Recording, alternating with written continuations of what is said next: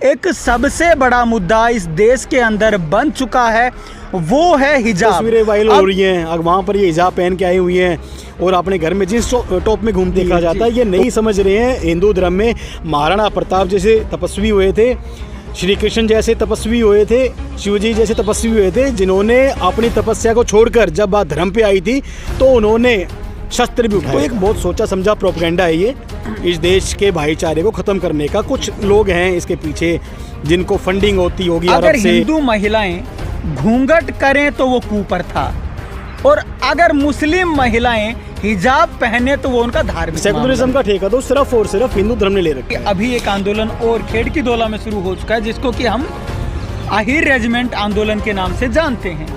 तो वो आंदोलन और जो गले की फांस हालत है, इस सरकार के मंत्री कबूतर बन के आंख बंद करके बैठे हुए हैं जी।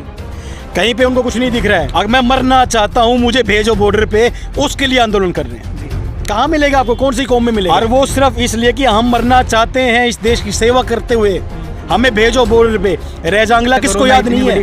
इतना बड़ा कोरोना है कि वहाँ तो हो रहे हैं इलेक्शन, लेकिन यहाँ पे ये सरकार बिल्कुल कंगाल बैठी है। बजट नाम की कोई चीज नहीं है इनके ऊपर। इस वजह से ये कितना बड़ा प्रोपेगेंडा इन्होंने। इलेक्शन के अलावा म्युनिसिपल कॉर्पोरेशन के इलेक्शन बचे हुए हैं अभी हरियाणा में होने हैं, वो भी डिले कर रखे हैं, और वो उसका डिले होने का कारण सिर्फ यही है। नमस्कार, आप देख रहे हैं स्टेट न्यूज़ हरियाणा और मैं हूं अमित अमन। आज हमारे साथ में जो शख्स मौजूद हैं वो हैं सुरेश कुमार यादव जी, जो कि एक समाज सेवी भी हैं और इसके साथ साथ पोल स्टार स्कूल्स के जो ग्रुप है उसके ये चेयरमैन हैं। इनके साथ में आज हम बात करने वाले हैं जो कि एक सबसे बड़ा मुद्दा इस देश के अंदर बन चुका है, वो है हिजाब।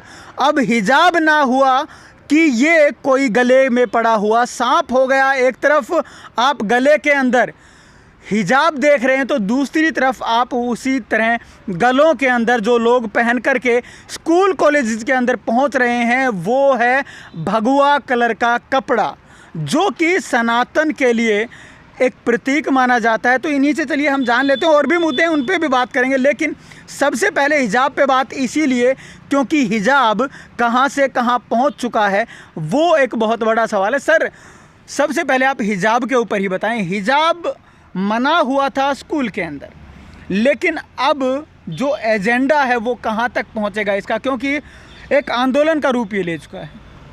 अमित भाई, पहले तो बहुत बहुत धन्यवाद आपका कि आपके चैनल के माध्यम से आप हमारी आवाज़ लोगों तक पहुंचाते हैं। और रही बात मुद्दे की, हिजाब की, तो शिक्षा को हमेशा धर्म से अलग रखना चाहिए जी।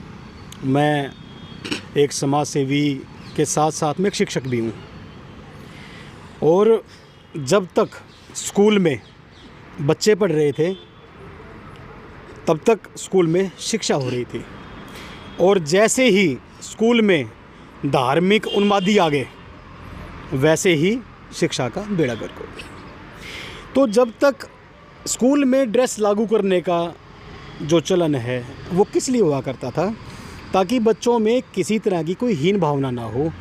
चाहे वो गरीब का बच्चा है, चाहे वो हिंदू का बच्चा है, वो मुसलमान का बच्चा है, वो अमीर का बच्चा है, वो किसी जाति का बच्चा है, लेकिन स्कूल ड्रेस में आएंगे तो वो सभी वहाँ के वहाँ बच्चे हैं, एक समान दिखाई देंगे, एक समान दिखाई दें, वो सभी बच्चे हैं वहाँ पे। इसी वजह से एक समान दिखाने के लिए ही ड्रेस का आविष्कार था। और आज जब तक आप वहाँ पर एक स्टूडेंट के तौर पर आ रहे थे तो वहाँ पर आपको टीचर मिल रहे थे, शिक्षा मिल रही थी, लेकिन जब आप उस ड्रेस को छोड़ के और अपनी मजहबी तालीम को बढ़ावा देने के लिए, अपनी मजहबी उन्माद को बढ़ावा देने के लिए हिजाब के रूप में आने लगे तो आपको वहाँ पर हिंदू दिखने लग गए। उससे पहले तो कोई हिंदू नहीं था जी, उससे पहले सिर्फ बच्चे थे, अब हिंदू दिखेंगे। तो जैसे आप अपने उसको बढ़ावा दोगे, आप जो देखना चाहोगे हम वही दिखाएंगे जी। एक तरफ तो बात होती है कि हिंदू राष्ट्र मत बनाओ, ये एक सेकुलर कंट्री है, और उसी के दूसरा पहलू ये है कि आप हिजाब पहन करके स्कूल में पहुंचेंगे, तो ये कौन सा सेकुलरिज्म है? नहीं, सेकुलरिज्म का ठेका तो सिर्फ भारत के जो हिंदू है उन्होंने ले रखा है जी। सेकुलरिज्म का ठेका तो और किसी वर्ग का है ही नहीं है। ये देश कभी ये समझ नहीं पा रहे हम अब्दुल कलाम से प्यार करते हैं और हम कसाब से नफरत करते हैं जी। जिस दिन इनको ये समझ आने लगे कि हम अच्छे हिंदू से, अच्छे मुसलमान से, अच्छे कोई भी ईसाई हो, अच्छा सिख हो, उससे इस देश को दिक्कत नहीं है। इस देश को दिक्कत है चाहे वो किसी भी धर्म का हो, लेकिन जो भारत के खिलाफ में काम करेगा। ये एक चीज़ अलग आती है कि जब भी हम ऐसा ढूंढने में चलते हैं तो दूसरे धर्म की परसेंटेज ज़्यादा मिलती है। अभी भी कल परसों आपने देखा होगा कि जो अहमदाबाद बम ब्लास्ट था, तो उसमें जो लिस्ट आई है 21 लोगों की, तो उसमें हमारे शांति दूतों की ही 21 के 21 नाम है। उसके अलावा टोटल 49 लोग हैं, जिसमें से 38 लोगों को फांसी की सज़ा हुई है और बचे हुए 11 लोगों को उम्र कैद हुई है, जिसमें कि सारे के सारे मुस्लिम। बिल्कुल, मैं यही चीज़ कह रहा हूँ कि सेकुलरिज्म का ठेका तो सिर्फ़ और सिर्फ हिंदू धर्म ने ले रखा है। हिंदू को इसी नज़र में कमज़ोर करके देखा जाता है। ये नहीं समझ रहे हैं हिंदू धर्म में महाराणा प्रताप जैसे तपस्वी हुए थे, श्री कृष्ण जैसे तपस्वी हुए थे, शिवजी जैसे तपस्वी हुए थे, जिन्होंने अपनी तपस्या को छोड़कर जब बात धर्म पे आई थी तो उन्होंने शस्त्र भी उठाया था अपनी आन बान शान के लिए, अपने धर्म के बचाव के लिए, अपनी संस्कृति के बचाव के लिए। हिंदू किसी भी हद तक जा सकता है, सोया हुआ है मैं मानता हूँ कुछ हद तक, लेकिन जागने में भी देर नहीं कर रहा। जैसे ही हमारे ये मुद्दा है कर्नाटका वाला हिजाब की जहाँ पर बात आई, तो उसी समय पे उन बच्चियों ने भी भगवा पहन के, दुपट्टा भगवा रंग का पहन के, और वो जाने लगी। तो वो एक जवाब था, अगर आप जब तक बच्चे बन के आओगे तो यहाँ पर आपको एजुकेशन मिलेगी, मतलब सिर्फ बच्चे मिलेंगे, लेकिन जैसे आप मुसलमान बन के आओगे तो सामने वाला भी आपको हिंदू मिलेगा।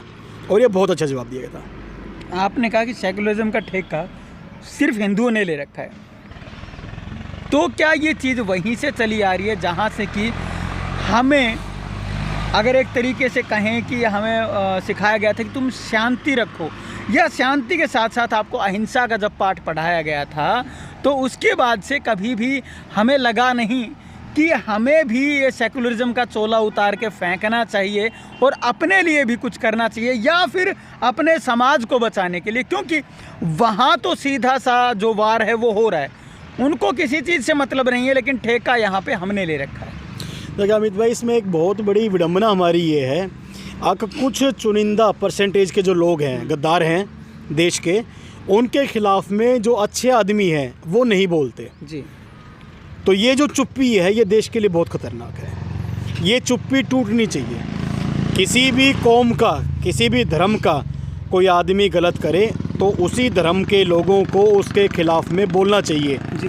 तो ही इस देश की जो संस्कृति है, इस देश की जो सुंदरता है, आगे सभी धर्मों के लोग यहाँ पर बहुत ही प्यार से रहते हैं, भाईचारे के साथ रहते हैं, वो तभी बन पाएगी जब जिस भी धर्म का जो आदमी कुछ गलत काम करेगा, जैसे ये आया था, तो इसकी बजाय जो हिजाब का जो विरोध हिंदू बच्चियों ने करा वहाँ पे, उसी की बजाय अगर मुसलमान जो अच्छे मुसलमान अच्छे भाई थे वो अगर आगे उठ के आते जी। आगे ये स्कूल है, इसको स्कूल रहने दो, इसको आप धर्म का ठेका मत बनाओ, तो शायद ये मुद्दा वहीं पे ख़त्म हो जाता। लेकिन कुछ अच्छे मुसलमानों की जो चुप्पी है इस देश में, वो चीज़ों को बढ़ावा दे रही है। सर, एक सबसे बड़ा सवाल हम जब से देखते आ रहे हैं, अगर हिंदू महिलाएं घूंघट करें तो वो कुपर था, और अगर मुस्लिम महिलाएं हिजाब पहने तो वो उनका धार्मिक मामला।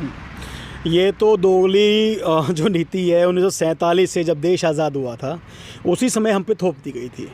इस देश में हर तरह के मज़हब के लोग रहते हैं और देश में कानून अलग अलग, मतलब जब देश एक है कानून एक होना चाहिए जी। तो वहीं से ये पटकथा जो है 47 से देश आज़ादी के साथ में ही इस देश का विभाजन तो जो 2 टुकड़ों में हुआ तो बहुत अलग था, लेकिन जो यहाँ पर मजहबों को बांट दिया गया, इंसानों को यहाँ पर बांट दिया गया, वो सबसे बड़ी कुर्बनता इस देश की थी। और इसके लिए सरकार को प्रयास करना चाहिए, बहुमत की सरकार है, एक देश एक कानून लागू होना चाहिए जी। अब जैसे बात आई है हिजाब की, अब क्या हिजाब वही हिजाब आप जहाँ पे नौकरी करते हैं, जहाँ आप किसी सिविल सर्विस में हैं, चाहे आप पुलिस की सर्विस में हैं और कोई सर्विस में हैं, या आप कहीं प्राइवेट जॉब करें, तो क्या वहाँ पे हिजाब पहन के जाएंगे? नहीं, वहाँ पर आप इनको भी देखते हैं, इन बच्चों की भी तस्वीरें वायरल हो रही हैं, अगर वहाँ पर ये हिजाब पहन के आई हुई हैं और अपने घर में जींस टॉप में घूमती हैं जी। तो वो तो इनकी आज़ादी का मामला हो जाता है। लेकिन अपने जो धर्म के प्रचार प्रसार को या अपनी जो सोची समझी राजनीति है, रणनीति है, उसको बढ़ाने के लिए, देश में दिखाने के लिए उस समय पे हिजाब पहन लेते हैं। तो एक बहुत सोचा समझा प्रोपेगेंडा है ये, इस देश के भाईचारे को ख़त्म करने का। कुछ लोग हैं इसके पीछे जिनको फंडिंग होती होगी अरब से, या मतलब कहाँ से क्या है वो तो वो लोग जाने, लेकिन ये एक देश की जो भाईचारे को तोड़ने की एक बहुत बड़ी साजिश रची जा रही है। जी, चलिए हम दूसरे मुद्दे पे आते हैं। यहाँ पे हम हरियाणा में अगर बात करें तो इलेक्शंस पिछले, जो अगर हम पंचायती इलेक्शंस की बात करें, क्योंकि हर जगह पे अभी भी आप देख पा रहे हैं कि 5 राज्यों के अंदर भी जो विधानसभा के इलेक्शन है वो हो रहे हैं। इसके अलावा हर जगह पे निकाय चुनाव भी हुए, पंचायती चुनाव भी हुए, विधानसभा तक के इलेक्शन हो चुके हैं। तो लेकिन यहाँ पे पंचायती चुनाव तक नहीं हो पा रहे हैं कोरोना के कारण। क्या कोरोना इतना बड़ा कोरोना है कि वहाँ तो हो रहे हैं इलेक्शन, लेकिन यहाँ पे नहीं हो पा रहे? अमित भाई, बहुत सोची समझी साजिश है जिसके तहत में इलेक्शन रुके हुए हैं। अभी 5 राज्यों के विधानसभा चुनाव चल रहे हैं। 2 फेज़ में इलेक्शन हो चुका है। कल तीसरे फेज़ में यूपी में इलेक्शन है, पंजाब में है, अलग अलग राज्यों में इलेक्शन हो रहे हैं। यहाँ पर बीजेपी की हार, हरियाणा में जो हालात सबको पता है, यहाँ पर उसकी हार निश्चित थी और ये संदेश पूरे देश में जाता कि हरियाणा में जिनकी सरकार है वो हार रहे हैं। लेकिन हरियाणा की अगर मैं बात करूं तो हरियाणा में तो इलेक्शंस, शायद हरियाणा के अंदर जितनी मेरी नॉलेज है, हरियाणा के अंदर पंचायती इलेक्शन कभी भी जो पार्टी का चुनाव है, चिन्ह है, उसके ऊपर नहीं होते होंगे। पंचायती इलेक्शन के अलावा म्यूनसिपल कॉर्पोरेशन के इलेक्शन बचे हुए हैं यहाँ पे। म्यूनसिपल काउंसिल के जो इलेक्शन होते हैं तो 56 सीटों पे अभी हरियाणा में होने हैं, वो भी डिले कर रखे हैं। और वो उसका डिले होने का कारण सिर्फ यही है कि हरियाणा में बीजेपी की हालत बहुत ख़राब है और वो हर जगह पे हार उनकी निश्चित है। रही दूसरी बात, मैं एक छोटा सा कैलकुलेशन आपके सामने है। हरियाणा में तकरीबन 6400-6500 के आसपास में पंचायतें हैं। एक सरपंच की जो तनख्वाह है हरियाणा में वो 3000 रुपये है और पंच की तनख्वाह 1500 रुपये है। अगर आप 3000 के हिसाब से और एक अनुमानित वो लगा लें तो एक गाँव में 10 पंच मिनिमम, किसी में ज़्यादा है किसी में कम है, तो एक एवरेज लगा लीजिए आप 10 पंच की। 10 पंचों के हो गए 15,000 रुपये और 3,000 रुपये हो गए सरपंच के। ये टोटल बनते हैं 18,000 रुपये। अब 18,000 गुणा में अगर आप एक एवरेज छोटी मिले 6,000 पंचायतें, वैसे ज़्यादा हैं 6400 के आसपास हैं, लेकिन आप 6,000 पंचायतें ले लीजिए। 6,000 गुणा में 18,000 और गुणा में 1 साल इनको हो चुका है। 23 फरवरी को ख़त्म हुआ था और आज 19 फरवरी है, गुणा में 12। ये रकम का आप अंदाज़ा लगा लीजिए। ये सरकार बिल्कुल कंगाल बैठी है, बजट नाम की कोई चीज़ नहीं है इनके ऊपर। इस वजह से ये कितना बड़ा प्रोपगेंडा इन्होंने, ये मैंने सिर्फ आपका लिया है पंच सरपंच। अब आपके बच के ब्लॉक समिति मेंबर्स, आपके बच के जिला पार्षद, आपके बच के जो विकास कार्य के लिए गाँव में पैसा जाता था वो, ये सारा का सारा फंड बच गया। 1 साल में सरकार ने कितना पैसा बचाया है, और बचाया नहीं है, अपनी इज्जत बचा रही है। पैसा नहीं बचा रही, अपनी इज्जत बचा रही है सरकार। इसके पास में कोई फंड नहीं था विकास कार्य। आज गाँव की जो दयनीय हालत है, इस सरकार ने हरियाणा को इतने पीछे कर दिया है जिसकी कोई हद नहीं है। किसी समय पे हरियाणा बहुत अग्रणी राज्यों में था, लेकिन आज की डेट में बहुत जब पीछे जा चुका है। हर गाँव की इतनी दयनीय हालत है, इस सरकार के मंत्री कबूतर बन के आँख बंद करके बैठे हुए हैं, कहीं पर उनको कुछ नहीं दिख रहा है। तो ये सरकार सिर्फ और सिर्फ अपने इज्जत बचाने के लिए और अब पैसा बचाने के लिए, पैसा एक वो है लेकिन इज्जत असली बचा रही है। और दूसरा, जो 5 राज्यों में इलेक्शन, अभी अब इलेक्शन होंगे, जैसे ही 10 मार्च को रिज़ल्ट आएगा 5 राज्य विधानसभा का, उसके बाद में इलेक्शन होंगे, ये कन्फर्म है। मेरी उम्मीद है कि मई में जिला परिषद पंचों सरपंचों का और अप्रैल में म्यूनसिपल कॉर्पोरेशन का ये इलेक्शन हरियाणा में होंगे। अच्छा, एक आंदोलन ख़त्म नहीं हुआ किसान आंदोलन का, कि अभी एक आंदोलन और खेड़की दौला में शुरू हो चुका है, जिसको कि हम आहिर रेजिमेंट आंदोलन के नाम से जानते हैं।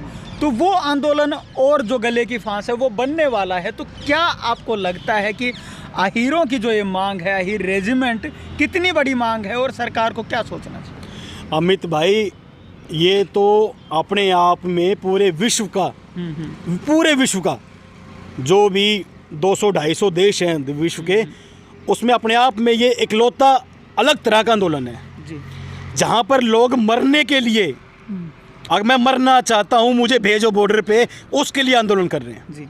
कहाँ मिलेगा आपको, कौन सी कौम में मिलेगा? जिस कौम ने इस देश के लिए सबसे शहादत दी है। 28 करोड़ 30 करोड़ के आसपास में जनसंख्या है यादवों की आज भारत में जी। और वो सिर्फ इसलिए कि हम मरना चाहते हैं इस देश की सेवा करते हुए। हमें भेजो बॉर्डर पे। रेजांगला किसको याद नहीं है जब मेजर शैतान सिंह के नेतृत्व में और चीन को उसकी औकात दिखाई थी, किसको याद नहीं है। और वो कौम आज अपने हक के लिए, मतलब या तो सभी की ख़त्म करो, क्यों राजपूत हैं, क्यों सिख हैं, क्यों अलग अलग कौम के हैं, या फिर अहीर को भी बनाओ। कहाँ कितना हम अपने आप को प्रूव करें। हर जगह पे साबित किया हमने। जब भी शौर्य गाथा लिखी जाती है हिंदुस्तान में तो अहीरों का नाम सबसे ऊपर आता है जी। और उसके बावजूद भी एक छोटी सी मांग कि हम कंधे पे अपना नाम चाहते हैं, वो पूरी नहीं कर पा रहे हैं। ये एक तुच्छ राजनीति इस क्षेत्र का दुर्भाग्य कह लीजिए कि किसी वजह से, नहीं तो अहीर जो इस देश का सबसे गौरवशाली इतिहास रखते हैं उनकी नाम की रेजिमेंट नहीं आज तक। अच्छा, क्या आपका मानना भी यही है जो और लोग लगभग इस चीज़ को मानते हैं कि अहीरों ने, यादवों ने नसीबपुर की लड़ाई जो कि 1857 की क्रांति के दौरान हुई थी अंग्रेज़ों के साथ में, अंग्रेज़ों के जो बड़े बड़े अधिकारी थे उनको ढेर कर दिया था, जो कि लड़ाई वहाँ पे हुई थी, उसी लड़ाई की वजह से, क्योंकि इनको विद्रोही घोषित कर दिया गया था, तो क्या इसी वजह से आज तक जो रेजिमेंट है वो नहीं बन पाई? ये पहला सवाल था। लेकिन इसके साथ में ही अब तो देश को आज़ाद बताते हैं, तो क्या आज तक देश आज़ाद नहीं है? क्या हमारा जो अंग्रेज़ों की चलाई हुई रीतियाँ आज तक चल रही हैं? देखिए, कानून तो आज भी आप देखते हैं कि धीरे धीरे करके कुछ कानून थोड़े से लचीलापन आया, कुछ आया, लेकिन फ़ौज में आज भी कानून अंग्रेज़ों के द्वारा जो स्थापित थे वही चल रहे हैं जी। और ये हम विद्रोही थे, बिल्कुल थे, हम गद्दार थे, बिल्कुल थे। किसके लिए? अंग्रेज़ों के लिए। हमने अंग्रेज़ों की बात नहीं मानी, हमने उनके तलवे नहीं चाटे। इसी वजह से अंग्रेजी सेना में कभी भी अहीरों को, यादवों को नहीं लेते थे जी। आज सबसे ज़्यादा मार्शल कौम है, सबसे ज़्यादा मजबूत कौम है, सबसे ज़्यादा बहादुर कौम है, ये कौम थी। और विडंबना देखिए हमारी कि जब देश 47 में आज़ाद हुआ, उसके बाद भी वो जो मानसिक गुलामी वो आज तक हमें कचोट रही है और आज तक वो फीता हमारे कंधे पे नहीं लगा है। यहाँ के आप जिस मर्जी गांव में जाके, अमित भाई एक बार दौरा कर लीजिए अहिरवाल के, आपको कोई गांव सूना नहीं मिलेगा। उस गांव में उस शहीद का पत्थर नहीं लगा हुआ, उस गांव में शहीद की मूर्ति नहीं लगी हो, ऐसा कोई गांव आपको नहीं मिलेगा। तो ये हमारी विडंबना की, इतना सब कुछ होते हुए भी हमने जो करना था सिर्फ राजनेताओं की कटुता लगा लिए, हमारी एकता नहीं तो अहीर रेजिमेंट बहुत पहले बन जानी चाहिए थी। कोई अपनी मौत का सामान मांग रहा है और उसको वो नहीं मिल रहा है, तो इससे बड़ी विडंबना इस देश की हो नहीं सकती। सर, हमसे बात करने के लिए आपका बहुत बहुत धन्यवाद। बहुत बहुत धन्यवाद अमित जी।